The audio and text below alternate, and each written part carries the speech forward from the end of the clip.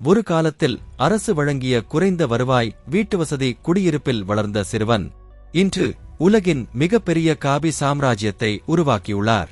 அவர்தான் ஹோவர்ட் சுல்ட்ஸ். ஒரு காலத்தில் உக்ரைனில் வறுமையால் வாடிய சிறுவன் குடும்பத்தை காப்பாற்ற அமெரிக்கா வந்து ஒரு கடையின் தரையை துடைத்தான். யாரும் நம்பாத அந்த நேரத்தில் அவன் உருவாக்கியது உலகையே இணைத்த வாட்ஸ்ஆப். அவர்தான் ஜான் கோம். இன்று அவர் பில்லியனர்கள் பட்டியலில் உள்ளார். நம்மில் பெரும்பாலானோருக்கு கற்றுக் கொடுக்கப்பட்டது ஒரு மெதுவான பாதைதான். பள்ளிக்கு போங்கள், கடுமையாக வேலை செய்யுங்கள், 65 வயதில் ஓய்வு பெறுங்கள். ஆனால் உண்மையில் என்ன நடக்கிறது? நாம் நம்முடைய இளமையையும் காலத்தையும் பணத்திற்காக விற்கிறோம். பணக்காரர்கள் இப்படி செய்ய மாட்டார்கள். பள்ளிகள் செல்வத்தை கற்றுக் கொடுப்பதில்லை, அவை வேலைக்குச் செல்பவர்களை தயார் செய்கின்றன. ஒரு முதலாளி நீங்கள் எப்போதும் சம்பளத்திற்காகவே வாழ வேண்டும் என்று நினைப்பார். ஆனால் உங்கள் வாழ்வாதாரம் என்பது ஒரு தொடக்கம்தான். நீங்கள் வாழ்வாதாரத்திலேயே சிக்கித் தவித்தால் எப்போதும் நேரத்தை பணத்திற்காகவே விற்க வேண்டியிருக்கும். ஏழ்மை மனப்பாங்கு கொண்டவர்கள் கடந்த காலத்தின் தோல்விகள், வருத்தங்கள் மற்றும் குறைகளை பற்றியே சிந்திப்பார்கள். இது அவர்களை நிகழ்காலத்தில் செயல்பட விடாமல் முடக்கிவிடும். ஆனால் பணக்கார மனப்பாங்கு கொண்டவர்கள் கடந்த காலத்தை ஒரு பாடமாக மட்டுமே பார்ப்பார்கள். அவர்கள் அந்த தவறை நான் எப்படி திருத்தலாம், அல்லது அந்த தோல்வியிலிருந்து நான் என்ன கற்றுக்கொண்டேன் என்று சிந்திப்பார்கள்.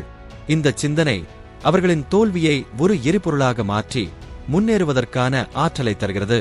அவர்கள் எல்லோரும் ஒரு காலத்தில் சாதாரணமானவர்கள்தான்.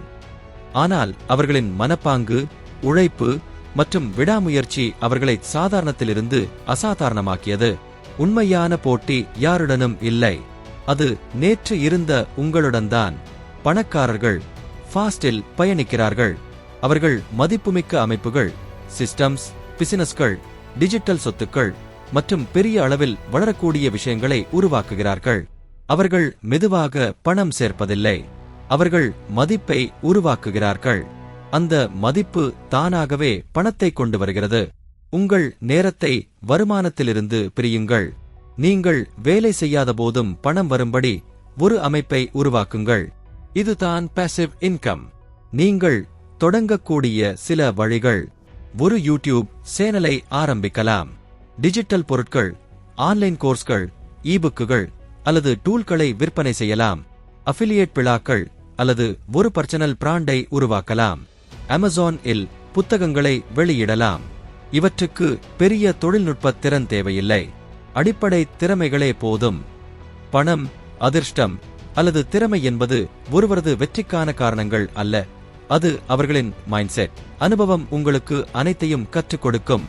தனிச்சிறப்பு என்பது பிறப்புடன் வரும் ஒரு பரிசு அல்ல, அது ஒரு தொடர்ச்சியான செயல்முறையின் விளைவு.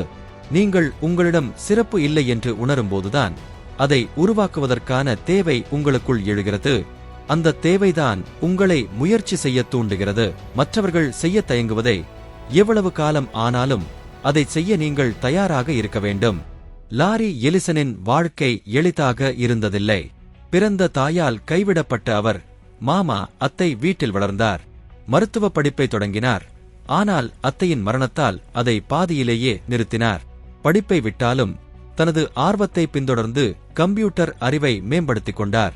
அந்த முடிவே அவரை உலக புகழ்பெற்ற ஒரக்கிள் நிறுவனத்தை உருவாக்க வழிநடத்தியது. சமீபத்தில் ஒரக்கிள் நிறுவனத்தின் பங்குகள் உயர்ந்ததால் அவரது சொத்து மதிப்பு $393 பில்லியனுக்கு மேல் உயர்ந்து அவரை உலகின் முதல் பணக்காரர் பட்டியலில் கொண்டு வந்தது. உங்கள் ஆரம்பம் எப்படி இருந்தாலும் உங்கள் கனவும் விடாமுயற்சியும் தான் உங்கள் எதிர்காலத்தை தீர்மானிக்கும். இந்த வீடியோவை உங்களுக்காக உருவாக்கியது யஷ்வந்தன்.